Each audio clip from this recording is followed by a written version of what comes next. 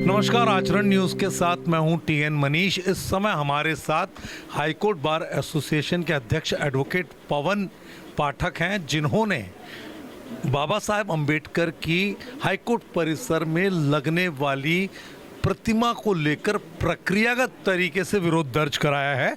और इस बीच में मध्य प्रदेश के जो सीजेआई साहब हैं, कैद साहब, उन्होंने दोनों पक्षों को अभी इस मामले में स्थगित करते हुए 2 दिन के लिए शांत रहने की बात कही है। पाठक साहब, किस तरह से मामला ये अब आगे बढ़ेगा? देखिए, अभी हाल फिलहाल ग्वालियर हाईकोर्ट बार में इस पूरे मामले को जातिगत तूल दे दिया गया है।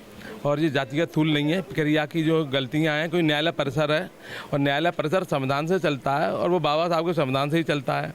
और उसी प्रक्रिया का पालन नहीं करके, क्योंकि अभी आपको ध्यान होगा कि एक मूर्ति लग रही है, उसका विवाद चल रहा है क्षत्रियों का और उनका गुर्जरों का, मीर भोज का विवाद अपने ग्वालियर बेंच की पेंडिंग है। जहाँ इस विवाद के साथ में अगर मूर्ति का विवाद इस प्रक्रिया में न्यायालय के अंदर के में बिना किसी विधिक प्रक्रिया के मूर्ति लगा दी गई बाबा साहब की, तो उसके बाद में वो न्यायालय जहाँ वो अपने खुद ने उन्हें प्रक्रिया का पालन नहीं किया, तो वो दूसरे से कैसे कह सकता है कि आपने बिना प्रक्रिया के पालन के मूर्ति मीर भोज की लगा दी। समर्थक पक्ष का यह दावा है कि पहले जो था, आपने जैसे कहा कि बहुमत के आधार पर 9 जजों में से अधिकांश ने जो है उसका विरोध किया था। बाद में जब मध्य प्रदेश के न्यायाधिपति ने इसमें इंटरवीन किया तो ये कहना है कि अब सब लोग सहमत हैं। नहीं, कुछ सहमत की बात तो अभी है ही नहीं है कि कौन सहमत है कौन असहमत है।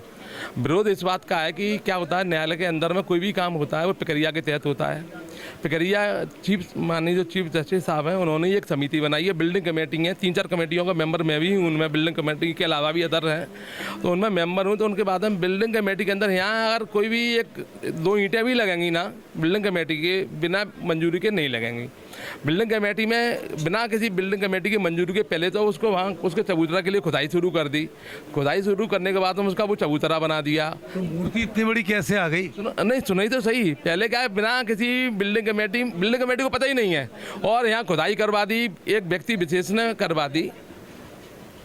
व्यक्ति विशेष से आशय मेरा माननीय मुख्य न्यायाधिपति से है, उनके आदेश पर ये पूरी प्रक्रिया हो गई। जब बार के द्वारा इस बात में कि हमको उच्च न्यायालय व्यास संघ को इन्वॉल्व नहीं किया इसमें, ना हमारे को जानकारी दी गई, आज तक जानकारी नहीं दी गई कि ये मूर्ति लगाई जा रही है जी, आज तक जानकारी नहीं है। मैं अभी बैठा हूँ। एक तरफ तो आप कह रहे हैं कि हम न्यायाधिपति महोदय का सम्मान करते हुए अभी 2 दिनों के लिए इस मामले को हमने भी बिल्कुल ठंडे बस्ते में डाल दिया है। मेरी बात सुनिए कि सम्मान न्यायाधिपति महोदय का उनके रिटायरमेंट के बाद में भी ये सम्मान, न्यायपति जो हमारे जो न्यायाधिपति होते हैं ना, उनका सम्मान सीट पे ही बैठ के नहीं है, सीट के बाद में भी ये सम्मान किसी भी व्यक्ति का आनंद नहीं हो सकता।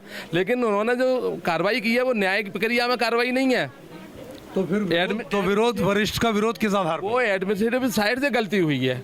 उनकी जो गलती है ना, वो प्रशासनिक गलती है, जुडिशियल गलती नहीं है। जुडिशियल के मामले में तो बहुत बढ़िया आदमी है कैद साहब, लेकिन उन्होंने प्रशासनिक गलती हो गई उसमें। और उनमें हमें, आपने उनको अवगत कराया? हमने उनको, उनका कहना है कि मेरी नॉलेज में नहीं आ पाया कि ये पत्र कौन का है, मेरी जानकारी में नहीं है। लेकिन क्योंकि हमारी उनसे ज़्यादा बातचीत नहीं हो पाई है, अब हम सोमवार को उन्होंने हमें बुलाया है, तो सोमवार को अगर वो आमने सामने बैठ के बात होगी तब हमारी बहुत सी चीज़ों के बारे में कंसेप्ट क्लियर होंगे कि हमारे। अच्छा, जो अनुयायी हैं बाबा साहब के, वो मूर्ति को लेकर के इतने ज़्यादा पजेसिव और इतने ज़्यादा वो हैं कि वो कह रहे हैं कि हम तो हर कीमत पे लगवा के रहेंगे। तो आखिर क्या बाबा साहब क्या मूर्ति के प्रति क्या था?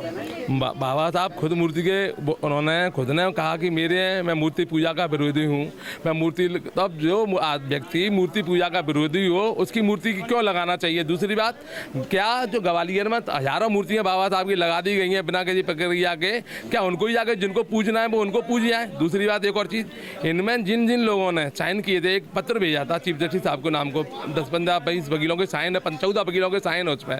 उनमें से एक MP रघुवंशी साहब हैं। MP रघुवंशी साहब के घर के सामने उन्होंने पार्क बनाया हुआ है पर्सनल, तो उसमें एक मूर्ति लगाएं।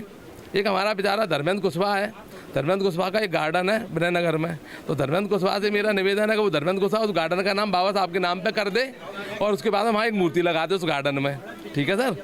और एक है हमारे शर्मा जी, यशबंधु शर्मा के पास में सुपरी लिंक रोड पर बहुत बड़ा फार्म हाउस है, उस फार्म हाउस का नाम बाबा साहब के नाम पे कर दे और वहाँ बाबा साहब की एक मूर्ति लगा दें, फिर हम इनकी बात को स्वीकार करने के लिए विवश हो जाएंगे। लेकिन जो पहले क्योंकि ये राजनीति नहीं कर रहे हैं। इस न्यायपालिका में क्या हो रहा है, यहाँ इस न्यायपालिका में अब हर व्यक्ति अपनी राजनीति सेक रहा है। बाबा साहब की मूर्ति लगाए जाने से किसी को कोई फर्क नहीं है, लगे नहीं ये लगे। जातीय आधार पे हो रहा है। नहीं, जाति आधार पर नहीं, सिर्फ यहाँ की हमको शेड्यूल कास्ट के वोटों को लेना है, उनको अपना अनुयायी बनाना है और नेतागिरी चमकाना है। जब जो लोग जो मूर्ति के लिए आगे बढ़ रहे हैं ना, उनके पास सबके पास में जमीन है, तो वो अपने यहाँ क्या अभिभाषक संघ की नेतागिरी?